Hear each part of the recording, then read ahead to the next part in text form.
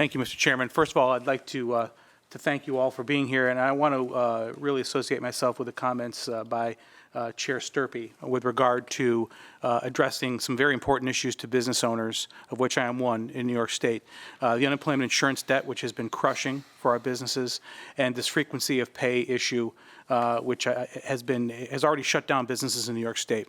You know, I spent 10 years in county government, much of that time as chair of the Economic Development Committee in the county legislature, on the IDA board, and as county executive. And I can tell you that economic development in New York State is very difficult, because when we use every tool in our toolbox, essentially all we can do is level the playing field when states like Pennsylvania do literally nothing.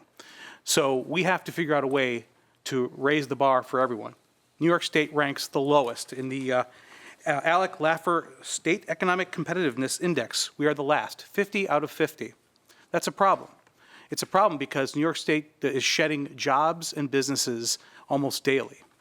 We have seen even the major financial institutions, the things that were the bedrock of New York State and New York City, are deciding to leave, even recommending that their employees leave.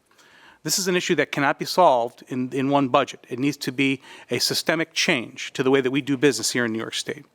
And that's my concern. We are not doing anything to address these issues, the issues that burden every business owner, every family, and in fact, we are making things worse, not better, because we are on a collision course with our climate agenda here that is going to do things like cancel the most affordable forms of energy, like natural gas.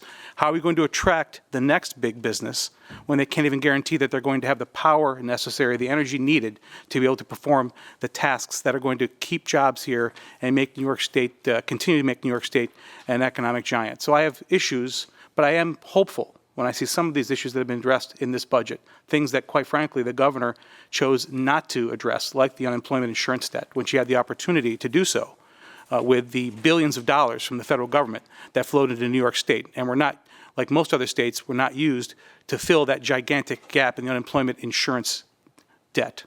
So while I think these things should be addressed, I am certainly more favorable to the Assembly's version of this and not the Senate's version, which is more of a shell game. Actually just pay down the debt. About $6.5 billion left, let's just pay it off. Unlike this, well, somebody can apply, grant, this number of employees, and so forth. I can tell you that my fellow business owners, organizations like the NFIB, which I'm a member of, the New York State Restaurant Association, which I'm a member of, they're at their wits' end. And it's incumbent upon this legislature and this government to take their boot off the neck of New York State businesses so that this state can thrive. We'll see if we can do it, at least partially in this budget, but most importantly, we need to have a change of attitude here in Albany. Thank you.